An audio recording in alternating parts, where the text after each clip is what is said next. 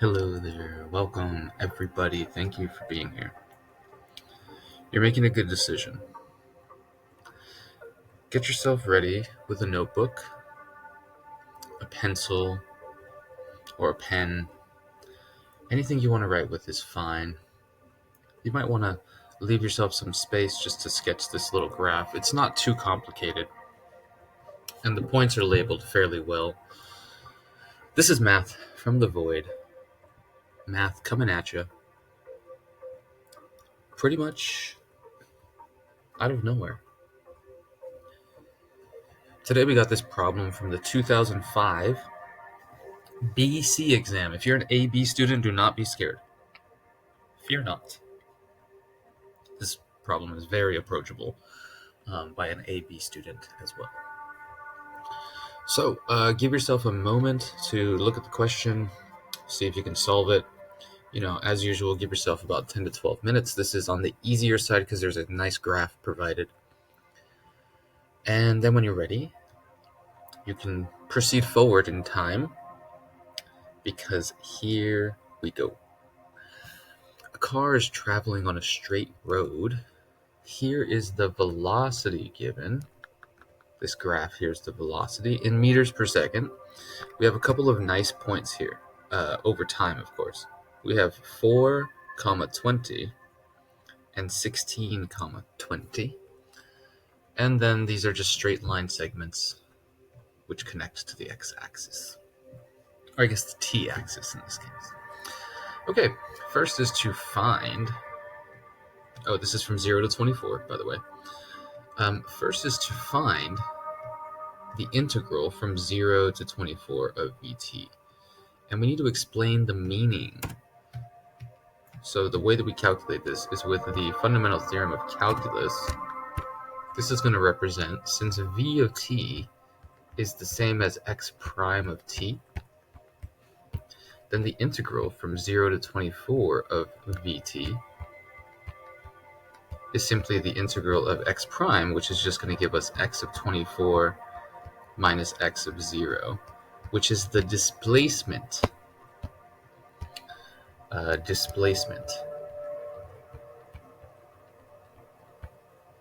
In the first 24 seconds. So I guess we can say it's the displacement over the time interval from 0 to 24. Okay, let's calculate it. Well, since we don't have an equation to calculate this integral, we're just going to use the fact that it's a very easy shape from geometry. And if you don't know the area of a trapezoid, I hate to say shame on you, but if you don't know the area of a trapezoid at this point, come on, buddy. Seriously. Yeah, unbelievable if that's the case. Now, if you'd like to break this up into a triangle, another triangle, and a rectangle, that's fine, but you really should get familiar with this trapezoid formula. So the area of a trapezoid is simply going to be base 1 plus base 2. So we'll say 24 on the bottom plus 12 on the top over 2, and then times the height of the trapezoid, which is 20. So we can call this 36 over 2 times 20, or 18 times 20, which is 360. And this is going to be in meters. So what this means is that the car is 360 meters away from its starting point. Okay, now we kind of put the parts over here and over here, so those both answer part A. This is the meaning, the displacement over 0 to 24. For each of v prime of 4, be careful, v prime and v prime of 20, find the value or explain why it does not exist. Now let's be careful because these two things here, v prime of 4, we already have a graph of v. So v prime represents the derivative. And you'll notice if I remove these little dots, you'll notice that these are sharp corners. And so the derivative of the velocity, or in other words, the derivative of the graph we're looking at, does not exist at these sharp corners. Oh, whoops. This is at 4, and the other one was at 20.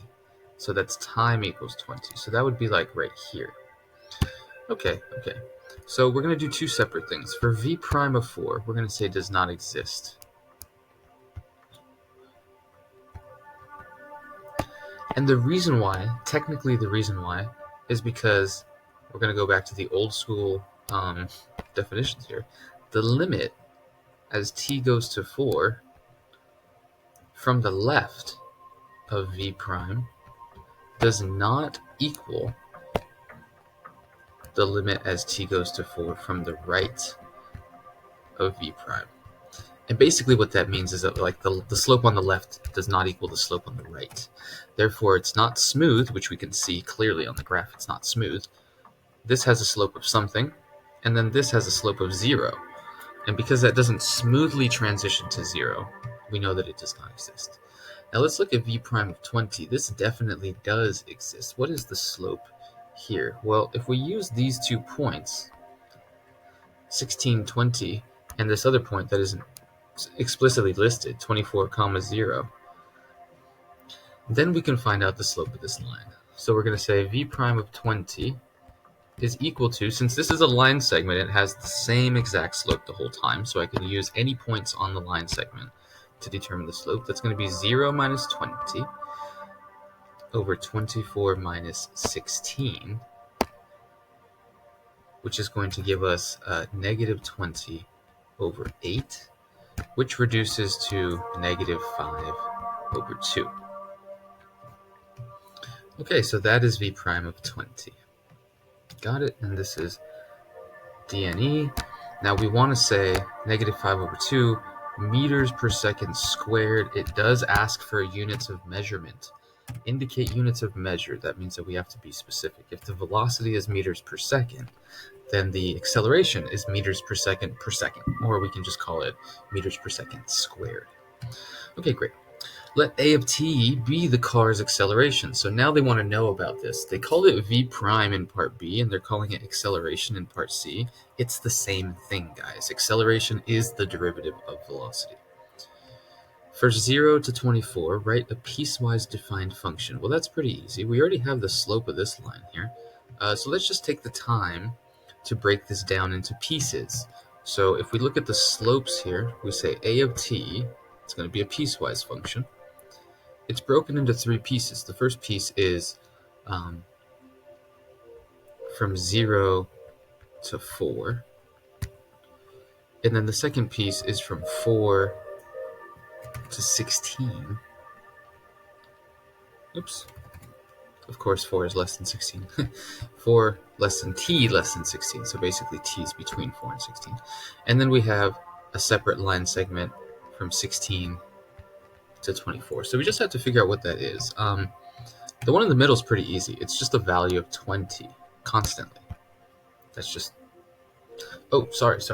Not 20. It's a value of 0. It's the slope of the velocity. Yeah, 0. Now this first line is pretty easy. It's a straight line with a slope of 20 over 4, which is 5. So this is just going to be 5t. Now this line segment, we already determined the slope is negative 5 over 2, but we might want to write the equation in slope-intercept form. So how might we do that? Well, let's use the negative 5/2 slope, and one of the points, we can use whatever point we want. We can use the point 24, 0 if we want to. And so we're going to have a of t equals negative 5/2 t plus b, I guess. That's like the y-intercept, so to speak. And if we plug these points in, we get 0 equals negative 5/2 of 24 plus b. The 2 and 24 cancel to 12, so this is basically 60. If we add the 60 on both sides, 60 equals b. So this equation is going to be negative 5 over 2t plus 60. Very easy there. Piecewise function that describes the... Oh, what am I doing? That describes the acceleration. That is not correct because the slope of the velocity is the acceleration. So let's just take these. I didn't need to find the b value. Sorry, guys. Wasting your time here. Precious time on the AP exam. The slope is simply 5, and the slope is simply negative 5/2. There's the acceleration, which is the derivative of the graph that we're looking at. Yeah, I got tempted to write the equation of these lines. That's not necessary. I just need the slope of these line segments, and that's it. Okay. Part D asks to find the average rate of change of the velocity over this interval from 8 to 20. So let's do that first. It's basically just going to simply be the change in v over the change in t. So v20 minus v8 over 20 minus 8. v20, we know that that's up there at, well, where is it at? It looks to be at 10. Yeah, it is. Because it goes from 20 to 0, and it takes 8 seconds to do it, which means 4 seconds is the halfway point. Halfway down from 20 is 10. So this is going to be 10 minus, what is V8? V8 is when it's chilling up here at 20. So we're going to have 10 minus 20 over 12. So negative 10 over 12, which is negative 5 over 6. That is the average slope. Let's say like from this point here to this point here. Something like that. That's the average slope. And the question is, does the mean value theorem guarantee a value in between 8 and 20 such that the derivative is equal to negative 5 over 6? No, and you can even tell on the graph. Are there any slopes that are equal to this same slope as the red line? No, there's one point where the slope is going like this. Then there's a point where the slope is 0. And then there's a point where it is going negative, but it's not going negative with that slope. It's going negative 5/2 slope. So why does the graph never have that actual derivative at some point? We have to answer why or why not. Well, since v is not differentiable everywhere, right, there's some sharp corners involved. It's not differentiable on the interval from 8 to 20. So the MVT, the mean value theorem, does not apply.